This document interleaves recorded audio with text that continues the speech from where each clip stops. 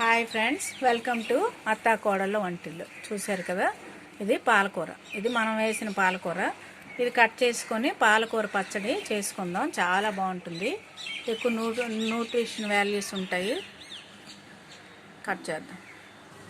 ఇలాగా కొంచెం కింద వరకు ఇలా కట్ చేసాం అనుకోండి, అప్పుడు మళ్ళీ కింద చిగురు పెడుతుంది. ఆ వేలు ఉంటే చిగురు పెడుతుంది. ఇలాగా ఆకంతా తీసి కట్ చేసుకొని కడుక్కుందాం. ఇప్పుడు 10 రూపాయలు విత్తనాలు వేస్తే మనకి ఇంత ఆకు అయింది. చూసారు కదా, నేను హాఫే తీసుకున్నాను. ఈ హాఫ్ కట్ చేశాను. ఇలా చిగురులు ఇలా మనం చివరికి కట్ చేస్తే మళ్ళీ అవి చిగురు పెడతాయి.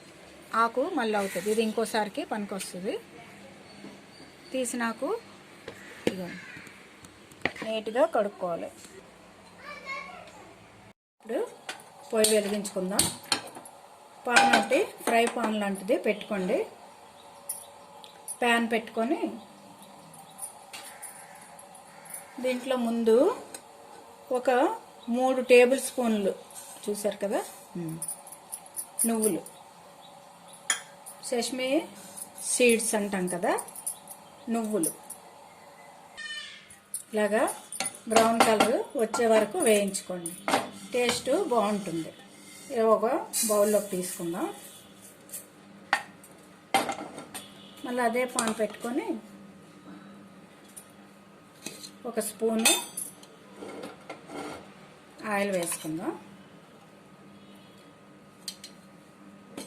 దాంట్లో 1 టీ స్పూను ధనియాలు, 1/2 స్పూను జీరా,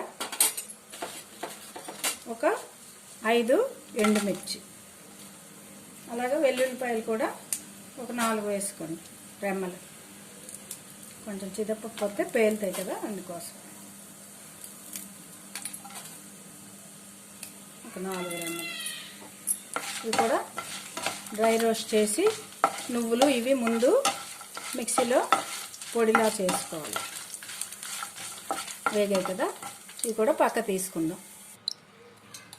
ఇందులోనే ఆల్రెడీ కొంచెం ఆయిల్ ఉంది. 1 స్పూన్ వేసుకుంటే సరిపోతుంది.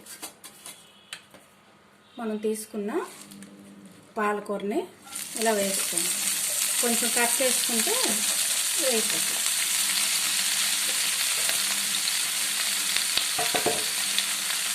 కొంచెం ఒక 2 మినిట్స్ వేయిస్తే సరిపోతుంది.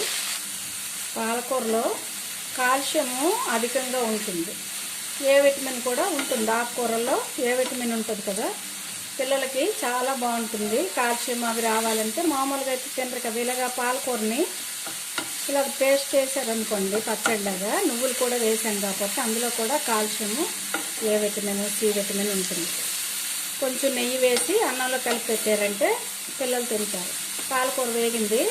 ఇది పక్కన పెట్టి చల్లారబెట్టుకుందాం. పొయ్యి ఆఫ్ చేసుకుందాం. ఈలోపు మిక్సీ గిన్నె తీసుకొని ఇందులో మనం వేయించి ఉంచుకున్న నువ్వులు, ఎండుమిర్చి అన్నీ కూడా వేసుకుందాం. వెల్లుల్లి, జీరా, ధనియాలు, అలాగే చింతపండు చిన్నది కడిగి ఉంచుకోండి. 1 ఇంచులాగా చింతపండు. పాలకూరలో కూడా కొంచెం ఉప్పు ఉంటుంది. అలాగే నువ్వుల్లో కూడా మనకు కొంచెం ఉప్పు ఉంటుంది. అందుకోసం సాల్ట్ చూసి వేసుకోండి. కొంచెమే పడుతుంది. ఇవన్నీ ఒకసారి తిప్పుకుందాం. ఇలాగా చూసాం కదా, తిప్పాము. ఇలాగా మిరపకాయలు అన్నీ కూడా నువ్వులు పొడయ్యాయి.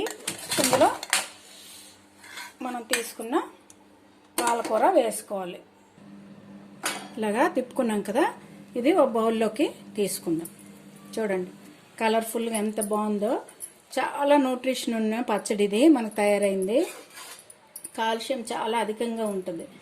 మనం పెద్దవాళ్ళు కూడా కాల్షియం కోసం ట్యాబ్లెట్లు వేస్తుంటారు కదా, దాని బదులు ఇలా మనం పాలకూర నువ్వులు కలిపి పచ్చడి చేసామనుకోండి, మనకి ఆ రోజు మనకి అవసరమైన కాల్షియం అంతా వస్తుంది. ఇది సైడ్ డిష్ కింద మనం పెట్టుకుంటే రైస్లో కలుపుకోవడానికి బాగుంటుంది. దీన్ని పోపు వేసుకుందాం. పోపుకి పాన్ పెట్టుకొని 1 స్పూన్ ఆయిల్ వేయండి, ఎక్కువ అక్కర్లేదు.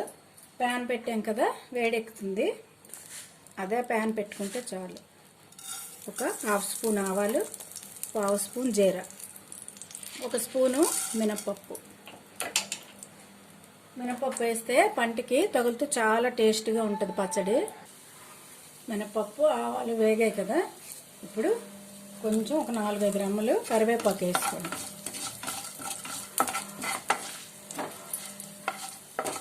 పోపు చిట్పట్లాడుతుంది.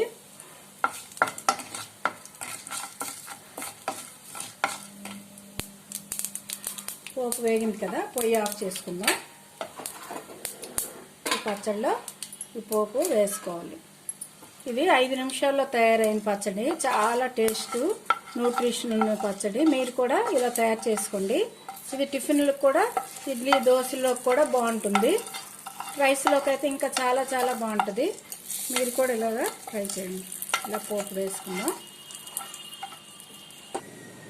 చూసారు కదా, ఎంతో రుచికరమైన పాలకూర పచ్చడి మంచి గ్రీన్ కలర్లో తయారైంది. మీరు కూడా ఇలా ట్రై చేసి మీకు ఎలా వచ్చిందో కామెంట్ బాక్స్లో రాయండి. వీడియో మీకు నచ్చినట్లయితే షేర్ చేయండి, లైక్ చేయండి. కొత్తగా చూసే వాళ్ళైతే సబ్స్క్రైబ్ చేసుకోండి. Okay, thank you for watching.